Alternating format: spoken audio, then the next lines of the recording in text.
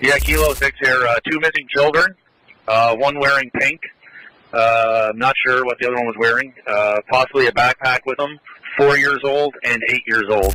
Two siblings, one quiet Canadian town, and a disappearance that's left more questions than answers. Jack and Lilly Sullivan have been missing for weeks, and hope is fading fast. Authorities in Nova Scotia now fear the worst, publicly stating that if the children are still out in the woods, they are likely no longer alive. Even more disturbing, days before their disappearance, Jack and Lilly hadn't been attending school. A major red flag that was overlooked until it was too late. As investigators dig deeper, a dark picture of neglect, missed warning signs, and parental failure is beginning to emerge, raising serious questions about what really happened to these two innocent children. It's very stressful. I mean, ever since the Friday morning, when we noticed that the children were gone,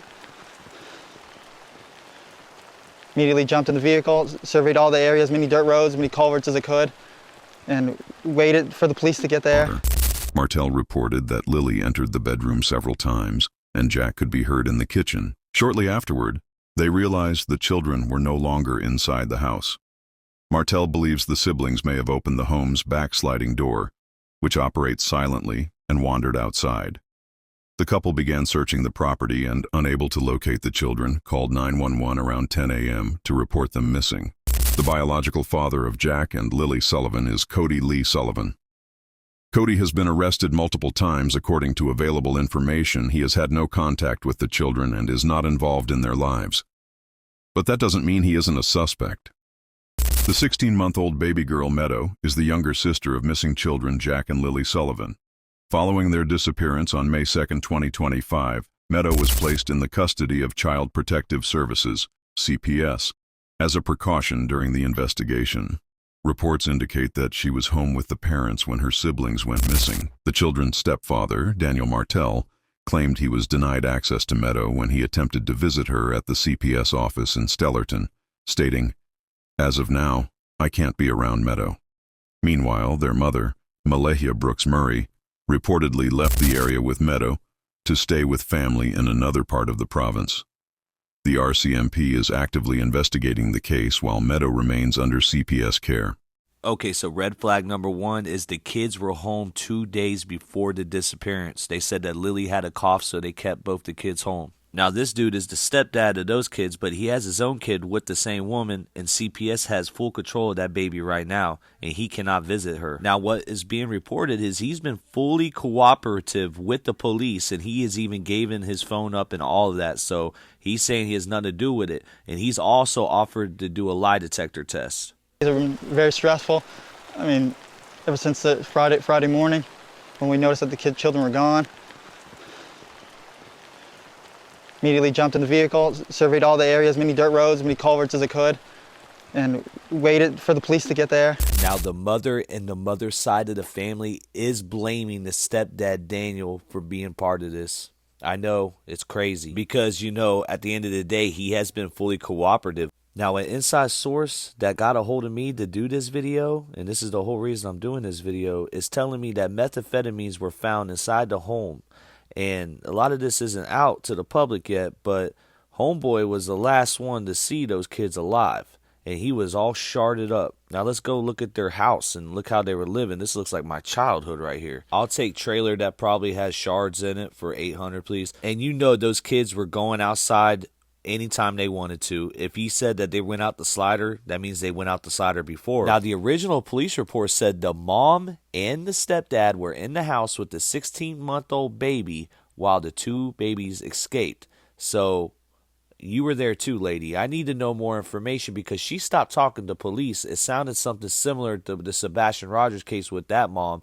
You know, a lawyer telling her, don't speak no more, especially if there was methamphetamines found inside the house. Now, CPS has full control of that 16-month-old baby, so let's put all the pieces together. But she is allowed to see that baby, and he is not. Playing in the next room beside us, and I was drifting in and out of sleep, and they're not the type of kids that we tell them not to go outside on their own. We always make sure that we're out there with them, watching them, and they happen to just get out that sliding door and we can't hear it when it opens.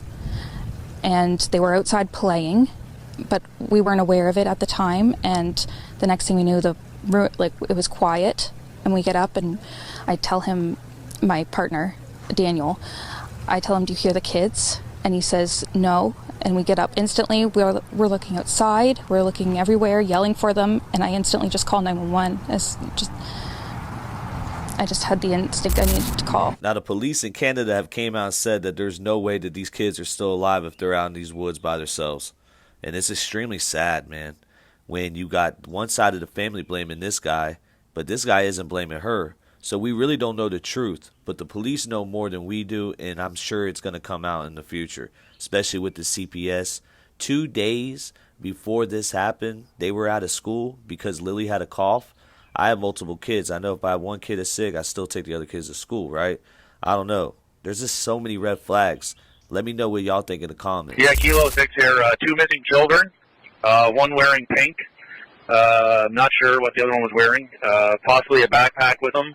4 years old and 8 years old. Professional, thorough search, but this is weighing heavy on the minds of certainly people in Pictou County, but well beyond as well. A wide-scale search was carried out over 6 days, but efforts were scaled back on May 7th, with police saying there was little chance the siblings were still alive. However, more than 100 volunteers renewed the search over the long Victoria Day weekend, targeting specific areas around the road near their home.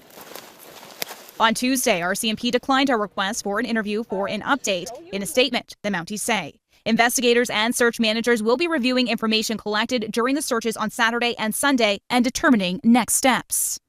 The children's stepfather says he's thankful to all the people searching for Lily and Jack, and he refuses to give up hope. The scenario everyone's hoping for is we bring them home. That's the main objective. It's always been that from day one. The disappearance has sparked rampant speculation on social media, much of it involving Martell. He calls it all nonsense and says he's had nothing to do with the disappearance. It will never be enough for a lot of people online. I mean, everywhere I go, people stare.